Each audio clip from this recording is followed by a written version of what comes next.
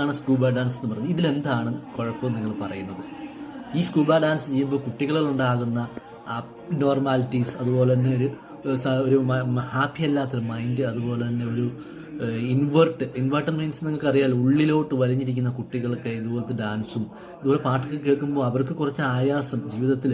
ഒത്തിരി പഠിക്കാൻ പ്രഷർ ചെയ്യുന്ന കുട്ടികളുണ്ട്, വീട്ടുകളിൽ നിന്ന് മാതാപിതാക്കളൊക്കെ പഠിക്കുന്ന പ്രഷർ ചെയ്യുന്നവരുണ്ട്, ഒന്നാം സ്ഥാനം എത്താൻ വേണ്ടി പ്രഷർ ചെയ്യുന്നവരുണ്ട്.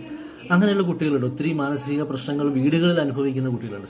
സാമ്പത്തിക പ്രശ്നങ്ങളായിരിക്കാം, മാതാപിതാക്കളിൽ നിന്നുള്ള പ്രശ്നങ്ങളായിരിക്കാം, അല്ലെങ്കിൽ കുട്ടികൾ തന്നെയുള്ള വിഷയങ്ങളായിരിക്കാം, ചില മാനസിക. ഇതൊക്കെ മാറാൻ സൂപ്പർ ഡാൻസിലൂടെ കഴിയുമെങ്കിൽ, ഇതിലൂടെ ഒരു ഡാൻസ് കളിക്കുന്നതിലൂടെ കുട്ടികൾക്ക് മാറാൻ സാധിക്കുമെങ്കിൽ അതിൽ ഏറ്റവും നല്ലത് അല്ലേ? താല്പര്യമുള്ള കുട്ടികൾ പങ്കെടുക്കട്ടെ. അത് നിങ്ങളുടെ ഇഷ്ടമല്ലെങ്കിൽ നിങ്ങൾ മാറി നിൽക്കുക. പക്ഷേ എല്ലാ കുട്ടികളും തന്നെ ഇതിൽ പങ്കെടുക്കും. കാരണം ഇതിനകത്തൊന്നുമില്ല. ഇതിനകത്തൊരു ഡാൻസ് പോലത്തെ ഒരു ആർട്ട് ഫോമാണ് സ്കൂബ ഡാൻസ് എന്ന് പറയുന്നത്. നിങ്ങൾ കാണുക, അപ്പോൾ നിങ്ങൾക്ക് മനസ്സിലാവും. അപ്പോൾ ഇതിൻ്റെ കൂടെ സമൂഹത്തിൽ എല്ലാവർക്കും പ്രതികരിക്കുന്നത്, വീഡിയോ കണ്ടുകൊണ്ട് നിൽക്കും പ്രതികരിക്കാം. ഞാൻ എൻ്റെ ഒരു അഭിപ്രായം പറഞ്ഞതാണ്. കുട്ടികൾക്ക് യാതൊരു കുഴപ്പവും ഇതുകൊണ്ടൊന്നും ഉണ്ടാകുന്നില്ല.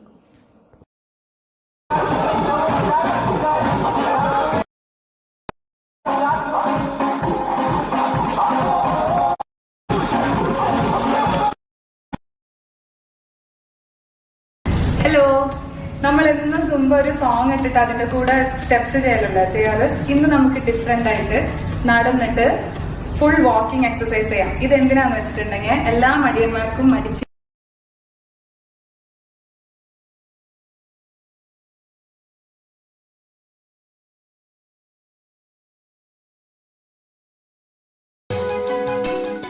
ഹായ്, സൂംബയുടെ ഒരു പുതിയ എപ്പിസോഡിലേക്ക് എല്ലാവർക്കും സ്വാഗതം.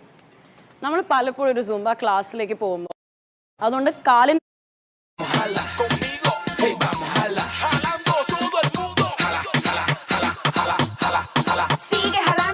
ചെയ്യുന്നൊരു സ്റ്റെപ്സ് ഒക്കെ ഉണ്ടെങ്കിൽ സ്കൂബ ഡാൻസ് എന്ന് പറയുന്നത്. ഇതിലെന്താണ് കുഴപ്പം നിങ്ങൾ പറയുന്നത്?